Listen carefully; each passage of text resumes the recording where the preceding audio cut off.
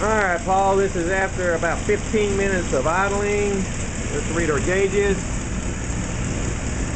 Oil pressure is at 20. Go ahead and increase the RPM for me.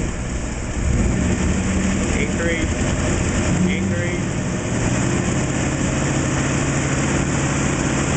Very good. 80 pounds of oil pressure.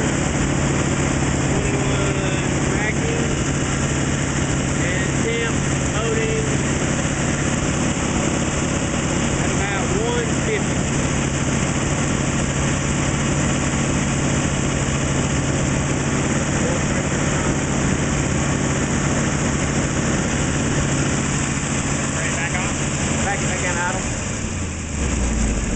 And give me a couple revs and then go ahead. All right. No smoke. That completes this documentary.